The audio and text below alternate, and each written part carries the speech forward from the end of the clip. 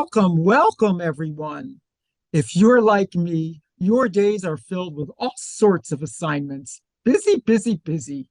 And as organized as I like to think I am, it's not unusual for me to find myself buried under a mess. But have no fear. The QualityNet Atlassian team has decided to help us out.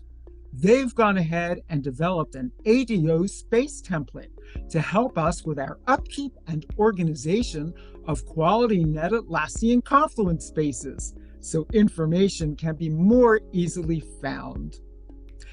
Emma Place of the Atlassian team is here today to demonstrate the highlights of this wonderful new Confluence space template. Welcome, Emma. Hi, Barb. Thanks. I'm so happy to be here. So let's get right into it, Emma. Take us through how we can efficiently organize and maintain our Confluence spaces. Yes, so we've developed a standard space template to help you improve your manual navigation and search capability. It'll also help you increase the usability of your space and help your team function more efficiently, and in general, just make QualityNet Confluence a better place for all users. Let me start by showing you around the ADO space template. That would be great. And just to let you know, we've sent our QualityNet Slack field reporter Snapper out there to help you. This is our ADO page tree template that can be used by all ADOs. So this will be the home space that you will see when you first navigate to the ADO space.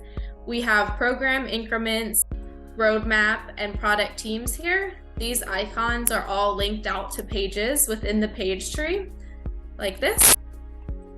Those three areas are required to be present in your ADO space so that people who navigate to your space can easily find this important information. The rest of the page tree on the left-hand side here serves as a recommendation that you can use according to your team's needs. So we have multiple sections here, product management documentation that has some template child pages within it, like roadmap. We have architecture and DevOps. Again, pages within there. We have security, which should be a restricted page to lock down sensitive security information.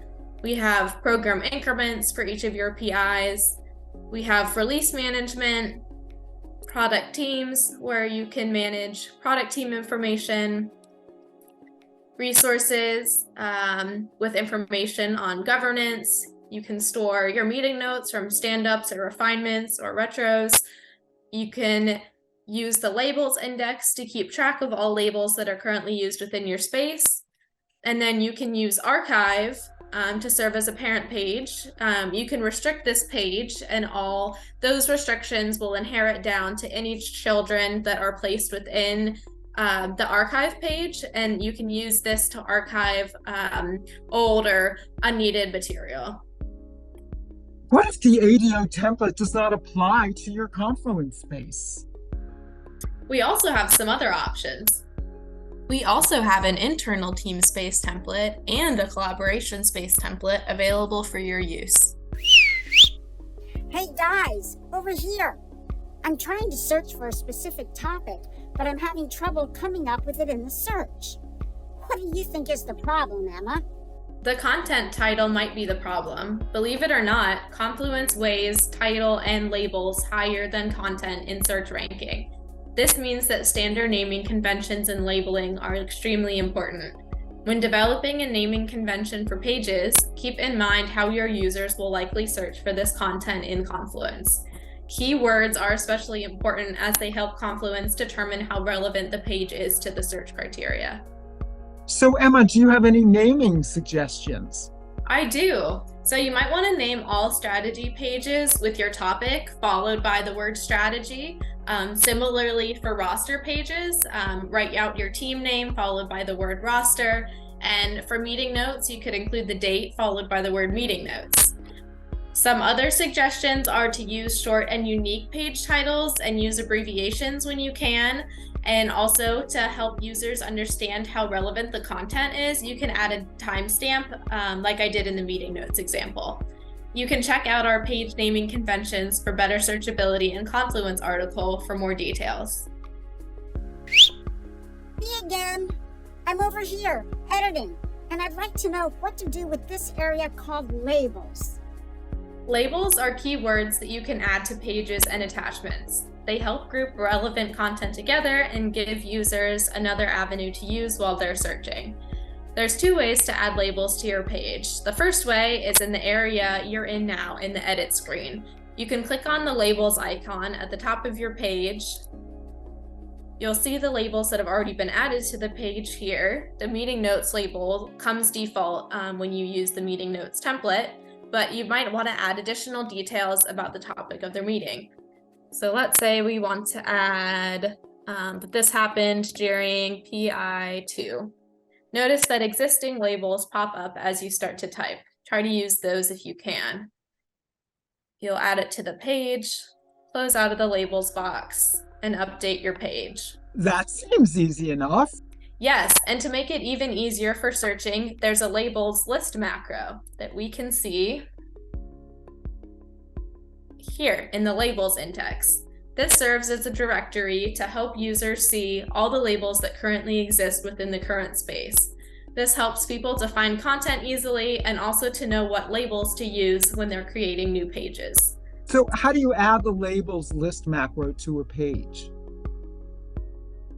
You would just want to make sure that you're in edit mode. Click on the plus sign to insert more content. Select other macros. Search for labels list. We have this here. You're going to want to use the options on the left-hand side and leave them blank, but you could use them if you want to exclude any particular labels or restrict to an additional space that you're not currently in. So we'll click insert, and then the labels list will show on your page. Oh, that's pretty handy. And I see they're all displayed in alphabetical order. Wonderful, wonderful. Emma, can you tell me how you go about organizing the order of your pages in a space? What if you want to reorder them? Okay, good question, Barb. It's important to keep your Confluence space organized so that users can easily navigate. When you navigate to a specific page and create a new page, by using the Create button at the top of the screen, that page will automatically become a child page of the page you're on currently. So in this case, you'd be creating a new child page of the ESS tool strategy. But what if I don't want it to be the child page? Then you'll want to navigate to the home page and click the Create button from there so that it becomes a new broad parent page. But Barb, remember, only add additional parent pages when it is absolutely necessary. So you mean when there's a broad area of content that doesn't fit with any of the existing parent pages? Yes, you'll want to make sure first that it doesn't fit within any of the existing parent pages in order to keep your Confluence space from becoming disorganized. Remember that you can also reorder your pages at any time by clicking on Space Tools at the bottom left-hand corner, navigating to Reorder Pages, using the caret to expand the parent pages within your space, and then dragging and dropping as needed to reorder. Excellent to know. Remember though, to move a page, you must have the add or view permissions within your space. If you do not have these permissions, you can always reach out to your space admin or the Help Atlassian channel in Slack for assistance. Oh, I will definitely reach out then. What if a page isn't being used anymore, but I still want to keep the content? Easy. You can use an archive parent page like in the standard ADO space template we have here. You can restrict it to only the users that you would like to have access to archived pages. Then you can use the move option under the ellipses on the right-hand side of any of your Confluence pages that you don't need anymore to move them under this archive parent page. Your restrictions that you set on the parent page will archive down to the children and prevent them from being seen by any of the users that are regularly navigating to your page. Well, Emma, I am so enjoying your demonstrations. Tell me, do you have any tips for all of us to maintain this? I do. So Atlassian recommends designating a gardener or a conductor within your team who's tasked with making sure that the team is staying on track with their organizational goals. It's important for the team to share the responsibility to keep the space organized. You'll need to think about how you'll make organization a habit within your team. Some ideas are including some information in your new hire training, or setting aside time during each PI to help organize.